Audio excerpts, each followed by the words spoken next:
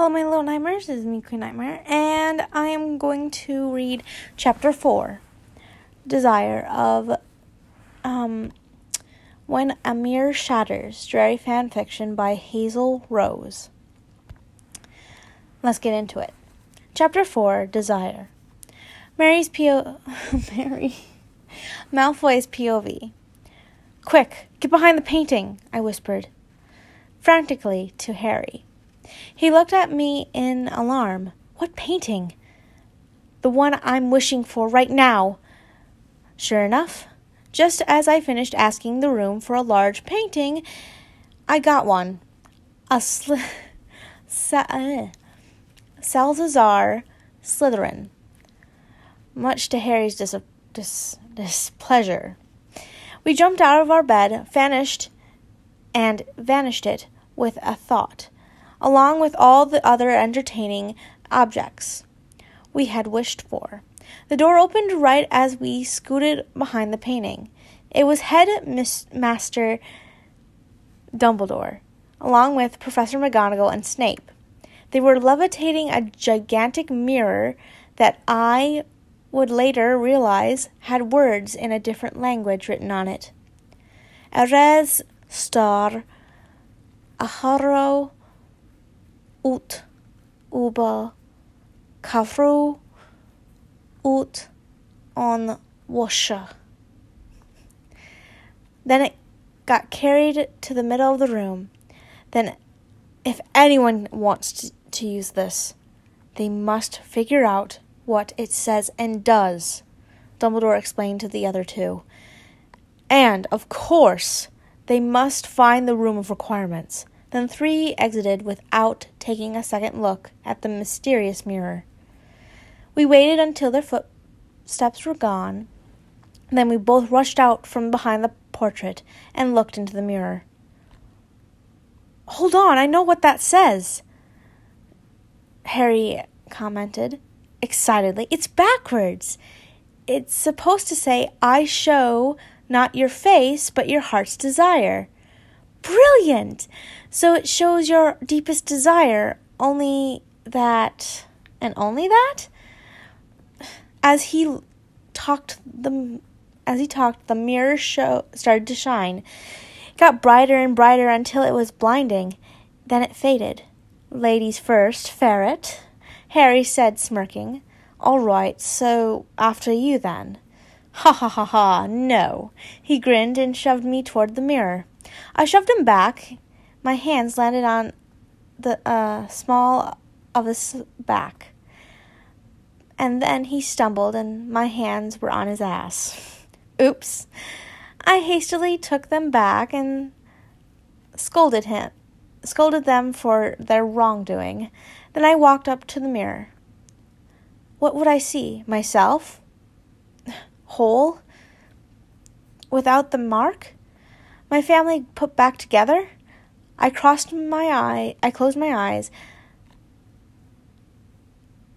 and said to the mirror, "Well, get on with it then."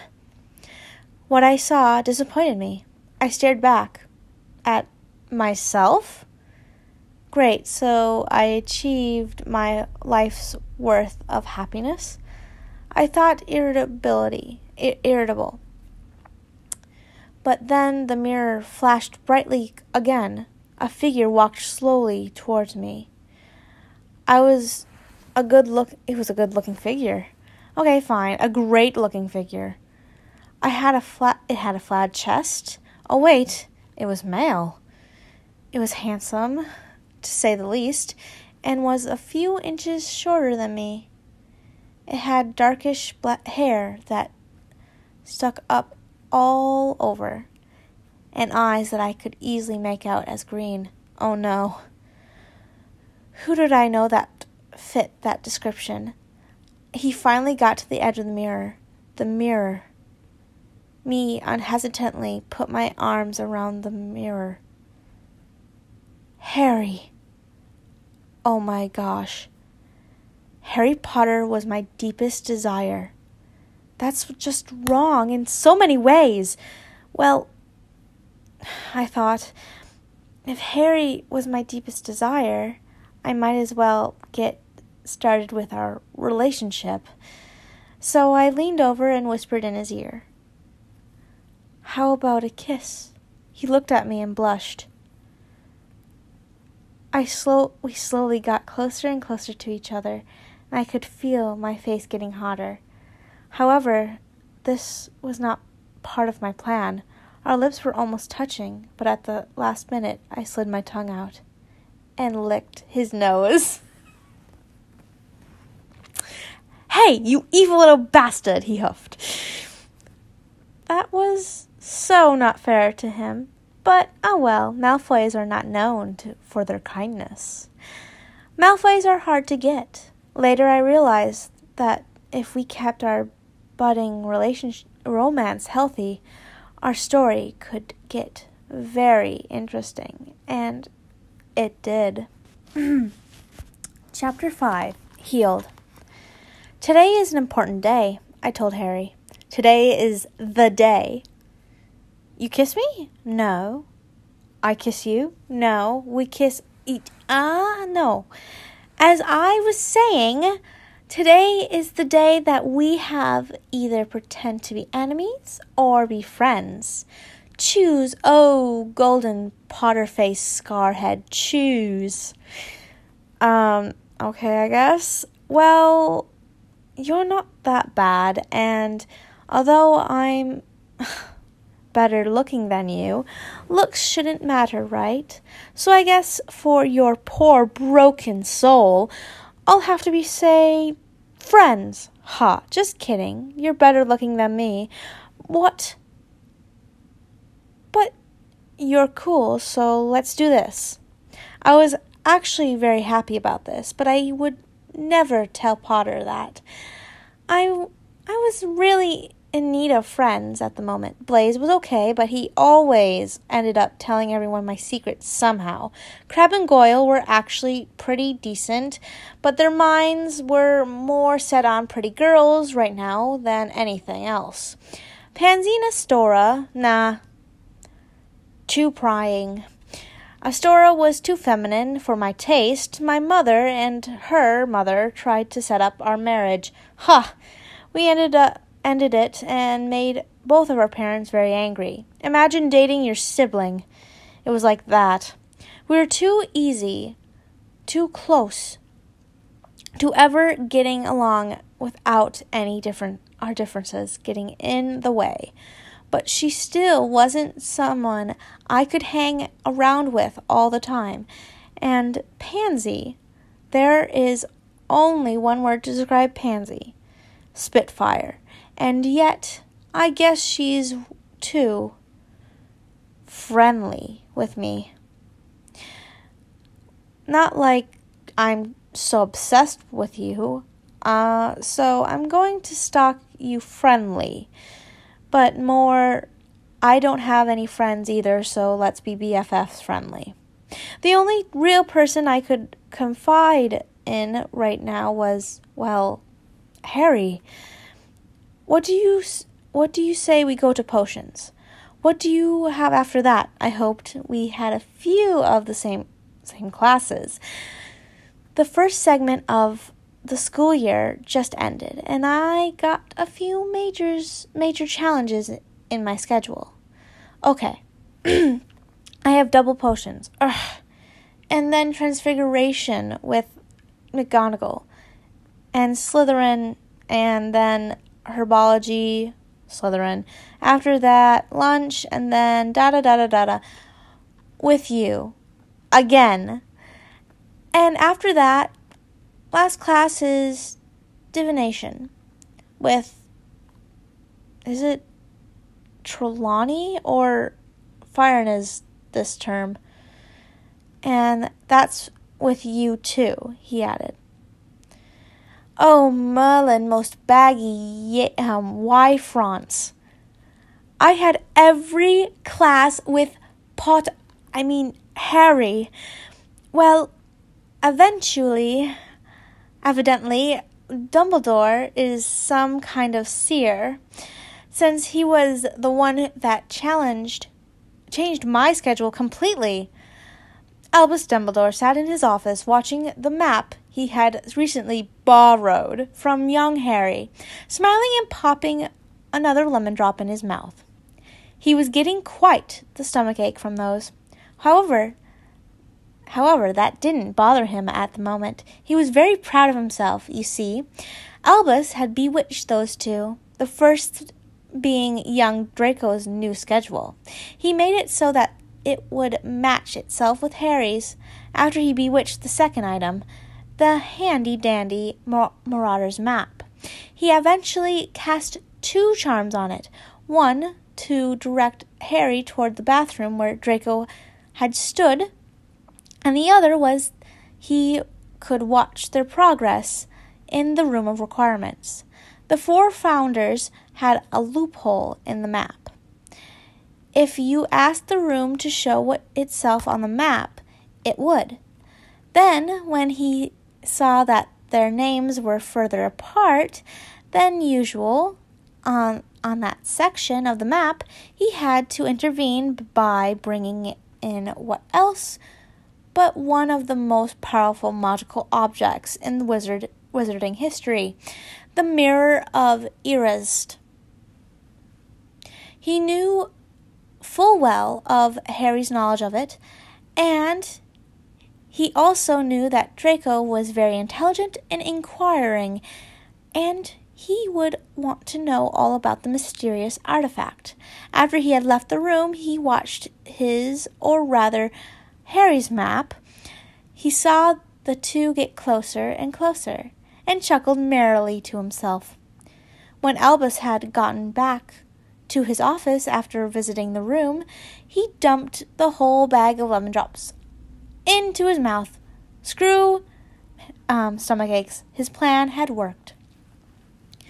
I'll bet you all of those stupid muggle candies Dumbledore has in his office that the stupid genius headmaster did this. I bet he set us up, I exclaimed as Harry and I trudged to potions. Wouldn't put it past him, Harry said happily. Why he was happy all the time? Wait, I knew. He finally had a life. Nah, I'm just kidding. But he was most likely happy that it was March.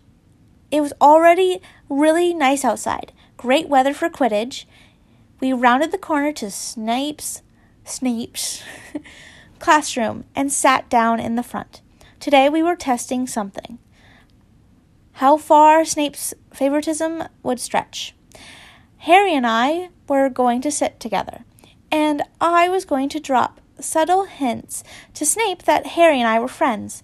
If Harry was on my good side, why couldn't he be on Snape's too? Maybe it would work. I hope so, because Harry really wanted to become an Auror, and he needed to exceeds expectations in the class to go on with his training. He currently had an acceptable right, as I was thinking this. The dungeon bat himself came gliding into the room, black robe bellowing behind him. I like Snape a lot. He was my godfather after all. He just needed to lighten up. I know I'm the one to talk, but really, he took out his anger on poor innocent first years. Not even I do that. I wait until their second years before ruining their lives. Today we will be learning about Amortiana. It is a highly toxic potion to the brain, and must be taken with extreme care. If anyone takes so much as a drop out of this class, I will make sure that person never sees any part of Hogwarts again. Do you all understand? Good. Can anyone define an Amortian? To my great surprise, it was not Beaver Granger who raised her hand, but my own Harry. Amortiana is more commonly known as love potion. The main ingredients are ashwinder's eggs, rose thorns, peppermint, and moonstone. And of course, these make the smells that remain the taker of their lives one of or more significant other. I whistled. Harry blushed. Snape looked ready to take points from Harry, so I quickly high-pitched him and said, "Nice, Harry, mate." So Snape would get the hint. You could see the slimy gears turning in his head. "Well, very adequate, Mr. Potter. You were correct in the ingredients. However, you did forget to mention the prefix amor comes from the Italian word amor, meaning love." His face looked sour. "Amortiana is the most powerful love potions there is. However, Mr. Potter, that was correct. 1 point will be awarded to Gryffindor." Harry looked shocked. So did the other Gryffindors. Harry jumped up and yelled, "Yes! Yes! 1 point to Gryffindor! In potions! Yes!" and high-fived me again. "Mr. Potter, if you wish to keep that point, you will sit down and be quiet. Understood?" "Yes, sir," Harry said sadly. We spent the rest of the time making the toxically lovable potion. I was partnered with, you guessed it. At the end, when everyone had finished and Ferguson's hair was reduced to the smoldering mess again, Snape went around inspecting everyone's potion. Some were orange, some were blue, some were boggy-colored. Ours were pale pink, just like the ingredients said. Hey, Potter, we work well together," I commented. "Sure do, Ferret," Harry said. "Ugh, twit." Snape walked over to our potion. "Well, Potter, Malfoy, I am vastly impressed. 5 points to both houses. Now, Mr. Potter, what do you smell in the potion?" "Peppermint, moonstone, rose." Harry trailed off at the look at Snape's face. "Smell it, Potter," he hissed. "The man is seriously bitter." Harry obliged. "Well, it smells like old books, a cool winter night, spearmint, and green apples," he finished. The rest of the class was gathered around the door, and they were talking so they didn't hear Harry's response. Snape's eyes widened. So did mine. That's what I had been told I smelled like. When the class had left, Severus Snape sighed. Oh, the things he did for that twisted old man. Albus had an odd liking for pairing up his students. Well, at least he got some satisfaction from making Harry happy for giving points to Gryffindor. 6 points from Gryffindor, Snape muttered. And for his own happiness, he added, 7 points. Or not. Chapter 6, Stolen Hearts. Draco's POV. I know it sounds weird freaking out about my smell, but that was the strongest potion that existed. That must mean that Harry was in love with me? He must mostly stayed away from me for the rest of the day. At dinner, my friends were all teasing me about the potion's incident. I got so fed up with their Drarrys and Harkos that I went and sat by the Gryffindors and Harry. The whole time, I basically just watched the weasel shove food in his face, and Granger, I refrained from calling her Mudblood anymore, since she at least was civil toward me, read her favorite book and only gift from her father, Hogwarts, a history. Well, really, I was reading over her shoulder, since I was forced to sit by her anyways. Good book, that, I commented over swallowing the last bite of my green, crisp apple. See, Ronald? I'm not the only one who likes it, she glared at the boy before smiling slightly at me. Just because I'm a Malfoy doesn't mean I read boring heritage books all the time, I say in the best Lucius voice. Hermione laughed. I read those on holidays, weekends, and whenever I have spare time. I'm kidding, I say as the weasel snorts into a double chocolate pudding. Hey guys, look at Harry, Weaselette whispered as she joined the conversation. We look. That's odd. He had a distant look on his face, and he wasn't touching his food. I'll ask him about it later, I decided. After dinner, I walked up to my newest friend. He still looked a bit sad, and I was determined to figure out why. Well, someone's looking down today, I commented airily, just because I knew he didn't see me, and so just like that, like I thought he would. The twerp jumped like a foghorn blew in his face. Well, excuse me for not smiling all day, and being really happy, he snaps, his cheeks going red. Care to elaborate? Why was he being so difficult? We rounded a corner and started up the staircase to the Gryffindor common room. Yes, that's what he calls them, so I'm not saying it wrong. I was too curious to go back to my own common rooms. So we both silently agreed that I would stay the night. A few seconds later, we reached the fat lady portrait, and Harry swiftly said, "Bumble leaves," and the picture swung open. Harry led up to the comfy armchairs by the fireplace and plopped into one.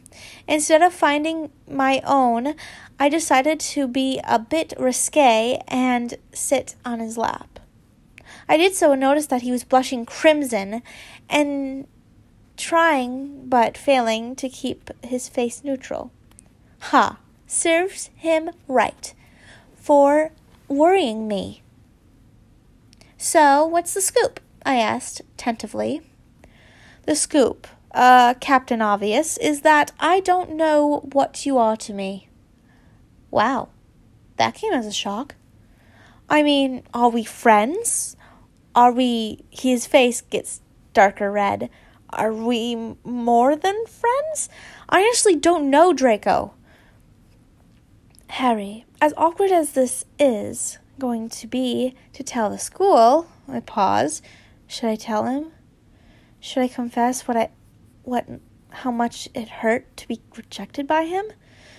In my first year? Yeah, let's do it.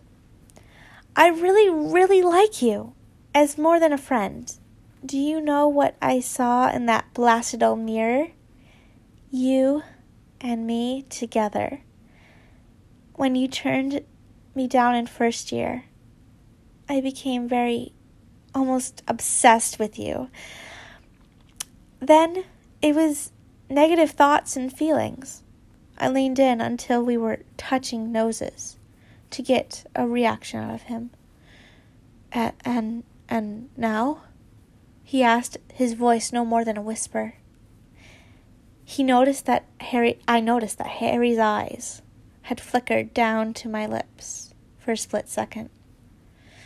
All positive, very positive. At this point, I could feel the heat from his lips burning mine.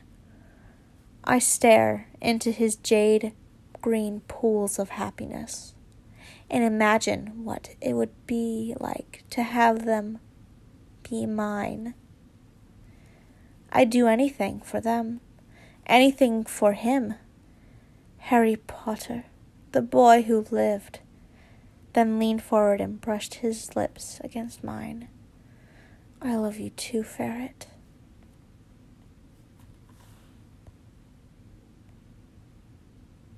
Let's go with one more. Yeah, this one's short. Chapter 7, Epilogue. Author's note. Hey, readers! So basically that concludes my little fic. I hoped you liked it, and leave comments below. Oh, these are going to be the 2 epilogues. Okay. I'll just finish the epilogues then. Below. I guess I'm not very good at finishing books, so sadly enough, I'm pretty proud of myself for finishing this one. So, yep, back to the story. Harry's POV. Draco. Me. Officially dating. Yay! After the fated kiss, we both acted really happy and cheesy and awkward and just agreed to tell the school. If Hogwarts was a muggle school, then I guess we might have had a reason to worry. But it's not, so we're glad. We're good and glad about it. Honestly, I love the boy so much. He's sweet and adorable and super affectionate.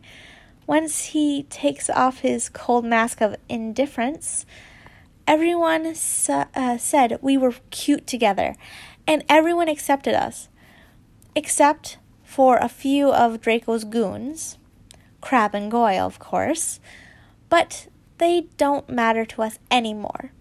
Well, they never really did. Snape and the other teachers took the news well, too.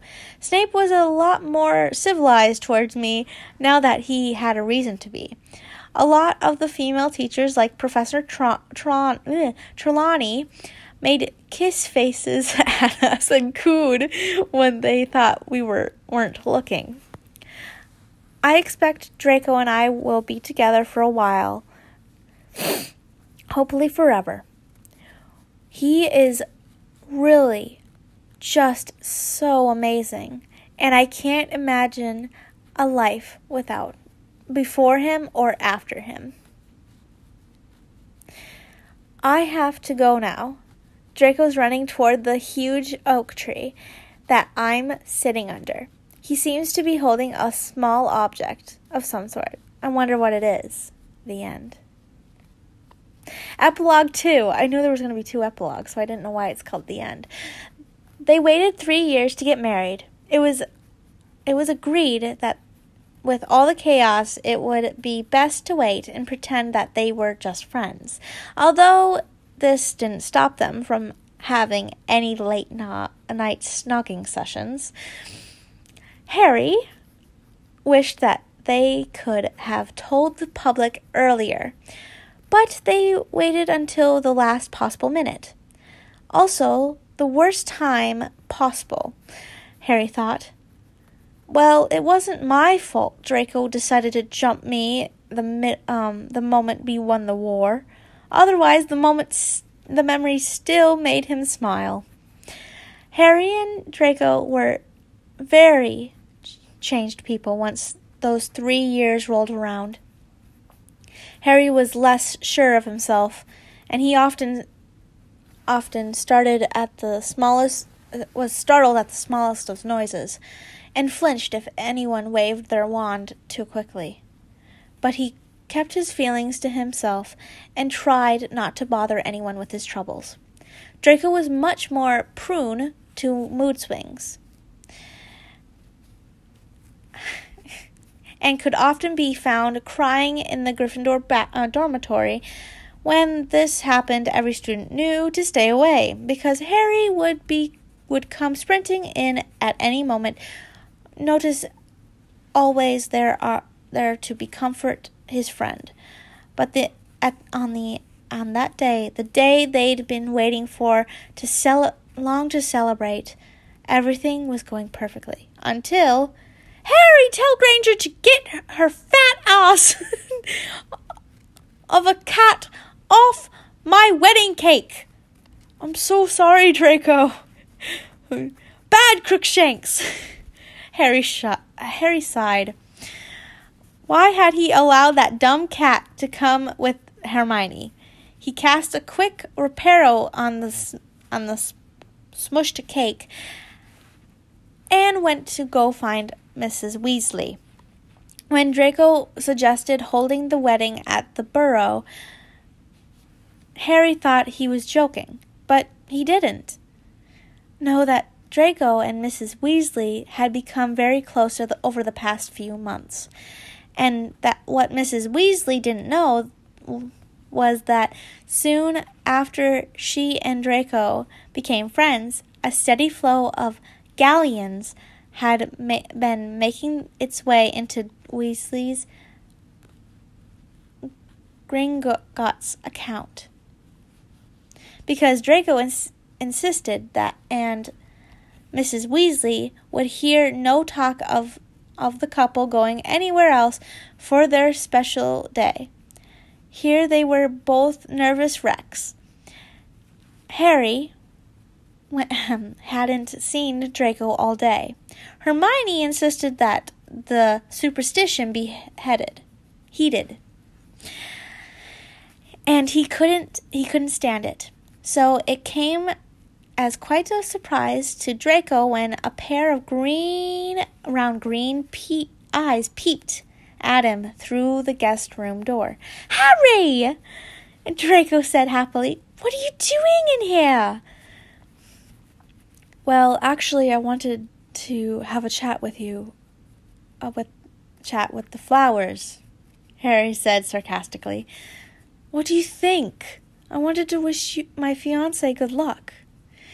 He walked over to Draco and helped him finish fixing his hair.